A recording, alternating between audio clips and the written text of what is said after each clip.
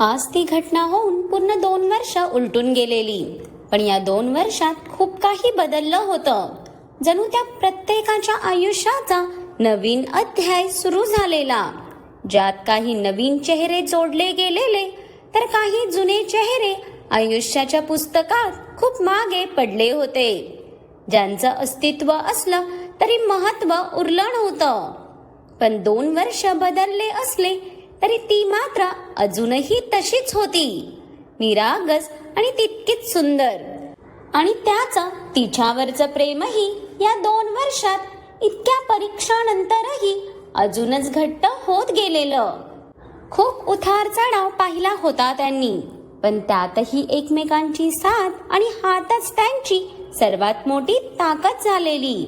Maugham, तुमचा without साखरेचा चहा आणि आजी हा तुमचा एक्स्ट्रा अद्रकवाला झणझणीत चहा. एका नाजूक आवाजाने सोफ्यावर बसलेल्या या दोघींचं लक्षही तिच्याकडे गेलं आणि तिचा तो हसमुख चेहरा बघून या दोघींच्याही चेहऱ्यावर स्माईल आली. आत्ताही आहे तशीच होती ती. हा आता त्याच्या प्रेमाने थोडा बांधा हलका भरला होता, पण तेही इतकं ओळखून येत नव्हतं. सिया, राणी किती वेळा सांगायचं तुला, आत्ता तरी ही कामं करणं बंद कर. एकतर तू कोणाचं ऐकत नाहीस आणि तुझा तो राक्षस मग सगळ्यांवर गुरगुरत बसतो. आजीने तिच्या हातातून चहाचा कप घेत नेहमीप्रमाणे आपल्या नातवाला बडबडून घेतलं. आत्ता कुठे जाऊन म्हातारीला चहा जास्तीचा गोड लागेल, म्हणजे जोपर्यंत नातवाचा उद्धार होत नाही तोपर्यंत म्हातारीचा आत्माही शांत बसत नव्हता वाटतं. आजीचा चिडलेला चेहरा बघून आणि त्यांच्या बोलण्यावर सिया गोड हसली. आजी, अहो तुम्ही उगाच त्यांना घाबरता. आता तर त्यांचा राग बराच कंट्रोलमध्ये आला आहे. सियाच्या या वाक्यावर आजी आणि सुवर्णाने एकमेकांकडे पाहिलं, म्हणजे त्यांना त्यांच्या या भाबड्या सुनेची दयाच यायची. तो आगाऊ अग्नी तिला आरामात गुंडाळायचा आणि ही गरीब गाय त्याच्या लपेटात यायची सुद्धा. म्हणूनच फावत होतं ना त्याचं. राणी, तो राग फक्त तू समोर असतानाच कंट्रोलमध्ये असतो बरं, नाही तर तो रावण काही सुधारण्यासारखा नाही. आणि मी काय त्याला घाबरत वगैरे नाही. मी काय त्या तुझ्या रावणाला घाबरू? हे घर माझं आहे, हे विसरला का तो? माझी सटकली तर मीच त्याला या घरातून हाकलून लावेल. आजीची घरावरूनची जुनी कॅसेट सुरू होताच सुवर्णाने हातात सुस्कारा सोडत मानच डोलवली. पण सियाचं लक्ष मात्र सुवर्णाच्या उदास चेहऱ्याकडे गेलं. दाखवत नसल्या तरी या 2 वर्षात त्यांनी स्वतःला किती मानसिक त्रास करून घेतलाय हे फक्त सियालाच तर माहीत होतं. त्यांच्या डोळ्यांखालची ती काळी वर्तुळच सांगत होती की मागच्या 2 वर्षात त्या एक रात्रही धडाच्या झोपल्या नव्हत्या म्हणून. मग ते म्हणजे सुवर्णाला बघून सियाच्या मनात कोंडून ठेवलेला प्रश्न परत नव्याने डोकं वर काढू पाहत होता. खूप जीव तडफडत होता तिचा. सिया, नको नको तो विषय परत काढूस, ज्याने तुला फक्त त्रासच होणार आहे. राणी, काही गोष्टी आपल्या हातात नसतात. जे झालं त्यात फक्त त्याची चूक होती आणि त्यासाठी फक्त अग्नीच काय तर मीही त्याला कधीच माफ करणार नाही. आणि सिया बाळा, मला वाटतं अग्नीची वाईफ असण्याच्या नात्याने तूही फक्त तुझ्या नवऱ्याचा स्वाभिमान जपला पाहिजे. तो तुझ्यावर किती प्रेम करतो हे तुलाही माहीत आहे. मग का जुन्या गोष्टी कुरेदून तू त्याच्या जखमा नव्याने ताज्या करत राहते? सुवर्णाच्या समजवण्यावर सियाने डोळ्यातलं पाणी अडवत नजर झुकवली. तसा आजी आणि सुवर्णालाही वाईट वाटलं. तिचं हळवं मन कळत होतं त्यांना, पण आता चुकांचं पारडं इतकं जड झालं होतं की कोणाला काही बोलण्यात अर्थच नव्हता. ए माझ्या बाय, तो रावण यायच्या आत ते डोळ्यातलं पाणी पुस आधी.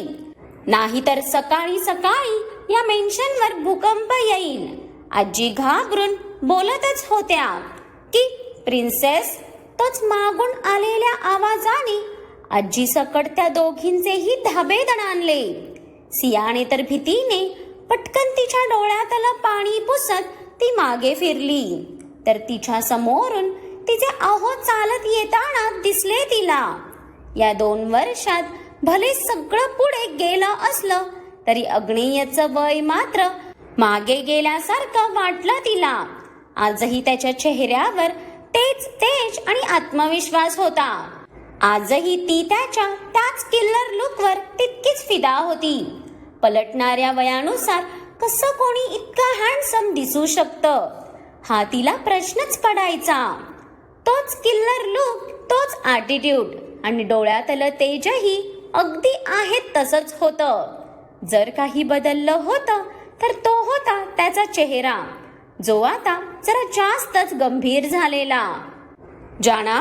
पण अचानक जवळून आलेल्या त्याच्या आवाजाने सिया खाडकन भानावर आली. त्याला बघण्यात ती इतकी हरवली होती की तो जवळ आलेलाही तिला समजलं नव्हतं. काय झालं? तुम्ही बसा, मी तुमच्यासाठी कॉफी घेऊन आले. सिया पटकन ती बाजू काढत जाणार की अग्नेयने तिचा दंड पकडून तिला परत स्वतः समोर केलं.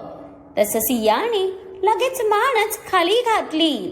पण आता मात्र तिचं हृदय जोरजोरात धडधडायला लागलेलं, कारण आता तिचं काही खरं नाही हे तिला कळून चुकलेलं. म्हणूनच तर जीव कशात आलेला ना तिच्या. प्रत्येक वेळी त्या गोष्टीने स्वतःला त्रास करून घेणं गरजेचं आहे का? की माझं ऐकायचंच नाहीस हे तू ठरवलं आहेस? अग्नेयचा काहीसा कडक झालेला आवाज कानावर पडताच सियाने तिचे भरलेले डोळे अजूनच घट्ट मिटून घेतले. पण जशी अग्नेयची नजर सुवर्णा आणि आजीवर आली तशी सुवर्णाही घाबरून शांतच बसल्या, कारण त्या टॉपिकवर त्याला काही बोललेलं आवडत नाही हे मेन्शनमध्ये सगळ्यांना माहीत होतं, म्हणून कोणीच तो विषयही काढत नव्हता. पण आता अग्नेयची रागाची नजर या म्हातारीला कशी सहन होईल ना? आमच्याकडे असा बघू नको काय? तुझ्या बायकोच्या डोळ्यातला पाण्याचा नळ आम्ही नाही ऑन केलाय आणि तिचा त्रास इतकाच तुला वेदना देतो तर कर ना तिच्या मनासारखं. तिथे का इगो अडवून बसलायस तू? आजीने अग्नेयकडे बघून नाक मुरडलं तसं इथे सुवर्णाने तर मनातच डोक्यावर हात मारून घेतला. म्हणजे ही म्हातारी एक या आगीला कधी विजू द्यायची नाही. अग्नेयने तिच्या बोलण्याकडे सपसेल दुर्लक्ष करत परत त्याची नजर तिच्यावर आणली, तर मॅडम अजूनही मान खाली घालूनच उभ्या होत्या. प्रिन्सेस, तुझ्याशी बोलतोय मी. तिला असं घाबरून शांत झालेलं बघून त्यालाच वाईट वाटलं. या 2 वर्षात त्याची सिया आधीसारखी त्याच्याशी भांडायला, मस्ती करायला की त्याच्यावर चिडायला जणू विसरूनच गेलेली. त्या दिवसानंतर अचानकच मोठी झाल्यासारखी झालेली ती. जणू तिच्यातल्या त्या सियाला तो तिथेच मागे सोडून आलेला. तो बोलूनही ती मान वर करत नाही बघून त्यानेच त्याचा राग दाबत तिचा चेहरा ओंजळीत घेत वर केला. तसे सियाच्या डोळ्यातून टपटप करत अश्रू ओघळून गालावर आले. प्रिन्सेस, तिच्या डोळ्यातलं पाणी बघूनच तर त्याचा पूर्ण जगच हरून जायचा ना तो. पण त्याचा शांत झालेला आवाज ऐकून जसे सियाने डोळे उघडले, समोर त्याला काळजीने तिच्याकडे बघताना बघून तिलाच कसं तरीच झालं आणि ती पटकन त्याच्या मिठीत शिरली. अहो, आय एम सॉरी. मला माहितीये त्या गोष्टीचा माझ्याहून जास्त तुम्हालाच त्रास होतो. पण मी काय करू? माझं असं विखुरलेलं घर मला आता सहनच होत नाही आहे. अहो, मी प्रयत्न करूनही काहीच विसरू शकत नाही. मला फक्त माझं एकत्र कुटुंब हवं. बाकी तुमच्या सियाला काहीच नको. सियाला अग्नियाच्या मिठीत रडूच फुटलं. तिच्या हक्काची मिठी होती ती, ज्यात तिच्या सगळ्या भावना सामावून घेण्याची ताकद होती. तिचं ऐकून आजी आणि सुवर्णाचेही डोळे पाणावले. तिची आपल्या घराला जोडून ठेवण्याची धडपड बघून त्या सर्वांनाच खूप वाईट वाटत होतं. पण कोणाच्याच हातात सध्या काहीच नव्हतं आणि ज्याच्या हातात होतं त्याचं हृदय फार दगडाचं झालेलं. अग्नेयनेही त्याच्या जड झालेल्या कंठाला सावरत तिच्या भोवतीची पकड अगदीच घट्ट करत सुस्कारा सोडला. डोंट वरी प्रिन्सेस, लवकरच सगळं ठीक होईल.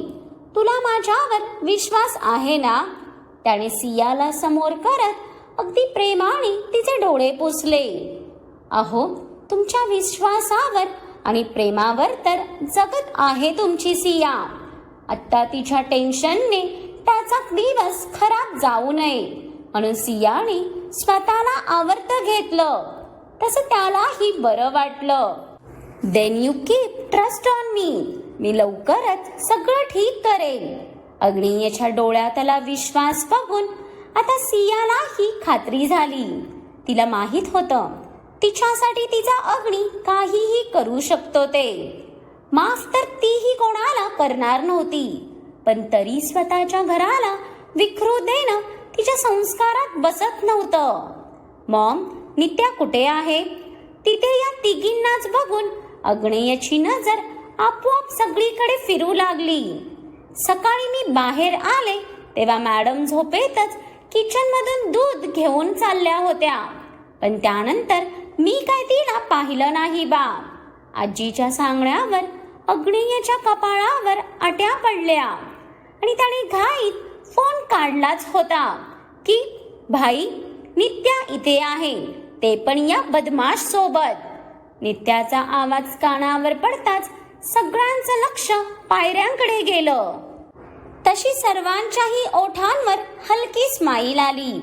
या 2 वर्षात जिने स्वतःचं सगळं काही गमावलं होतं ती फक्त नित्या होती. पण आज तिला तरी मजबूतीने उभं बघून अग्नियाला तर आपल्या बहिणीवर अभिमान वाटायचा. आता ही येलो कलरच्या एका सिंपल चुडीदार ड्रेसमध्ये मंद हसू ओठांवर ठेवत ती खालीच येत होती. पण ती एकटी नव्हती बरं का. तिच्यासोबत अजून कोणीतरी होतं ज्याला तिने हळूवार उचलून घेतलेलं. घ्या, या घराचं वादळ जागं झालं म्हणायचं. त्या छोट्याशा नटखट मूर्तीला बघून आजीने तर घाबरून डोक्याला हातच लावून घेतला. जणू त्या इवलूशा प्राण्याची हिला खूपच भीती बसलेली. पण जसं त्या इवलूशा जीवाचं लक्ष अग्नियावर गेलं तशी त्याची वळवळ आणखीनच वाढली. डा डा डा, आणि आता ते हातपाय हलवत त्याच्याकडे झेपावू लागलं. ते बघून त्या कठोर राक्षसाच्या ओठांवरही हलकं हसू पसरलं आणि त्याने पुढे होऊन तिला स्वतःच्या मिठीत घेतलं.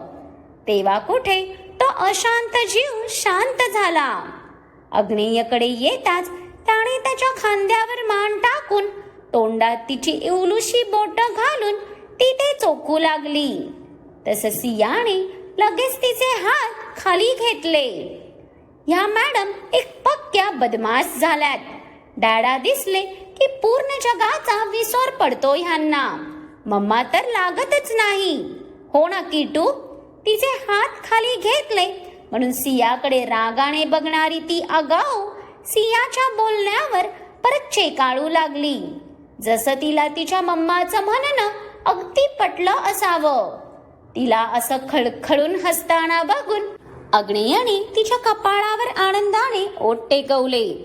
सिया आणि अग्नेयची गोड बाहुली होती ती, जी येत्या 10 दिवसात वर्षाची होणार होती.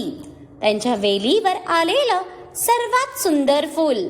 अग्नेयची अजून एक कमजोरी, जी अगदी तिच्या मॉम आणि डॅडचं कॉम्बो झालेली, म्हणजे दिसायला सियासारखंच अप्रतिम सौंदर्य लाभलेलं तिला. केसही तिचे सियासारखेच घनदाट होते, जे अग्नेयला खूप आवडायचे. त्यात इवलूसा तो जीव पण तिच्या चेहऱ्यावर जे तेज आलेलं त्याने अग्निहोत्री घराण्याचा इतिहासही मागे टाकला होता. तिच्या ओठांवर नेहमी असणाऱ्या त्या निखळ हास्यात ती वास्तू ही पुन्हा जगायला शिकली होती. नाहीतर झाल्या घटनेनंतर ती वास्तू पूर्ण हादरूनच गेली होती. पण हो, जितका हा जीव गोड होता तितकाच भयानक राग होता तिचा, जो की अग्नेयवर गेलेला. पण ह्या सगळ्यात तिने अजून एका माणसाचा गुण घेतला होता, ज्याला या मेन्शन मधून जाऊन 2 वर्ष झाली होती. तो म्हणजे आरव. आरव सारखीच पूर्ण खोडकर होती ती. पण तिच्या लीला बघायला आरव तिथे होताच कुठे. इथे इंडियात आता सकाळ उजाडली होती, तर तिकडे कॅनडाला संध्याकाळ उलटून गेलेली. तो त्याच्या केबिन मध्ये बसून त्याच्या कामात हरवलाच होता की त्याच्या केबिनचं डोअर नॉक करून ती आत आली आणि तिचं लक्ष जसं त्याच्यावर गेलं, तिच्या ओठांवर गोड हसू पसरलं. आरू बेबी.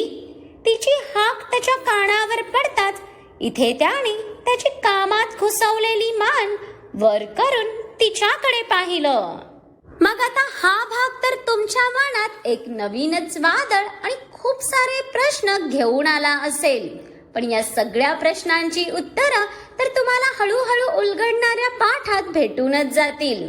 पण सगळ्यात मेन माझा एक प्रश्न आहे, शेवटला ती आलेली कोण होती? हे जर तुम्ही गेस केलं असाल तर मला कमेंट करून नक्कीच कळवा. आणि आजचा हा भाग कसा वाटला हेही मला आवर्जून सांगा. आवडला असेल तर लाईकही करा आणि खूप साऱ्या फ्रेंड्स सोबत शेअरही करा. आणि ज्यांनी कोणी अजून माझ्या चॅनलला सबस्क्राईब केलं नाही त्यांनी आठवणीने सबस्क्राईब करा.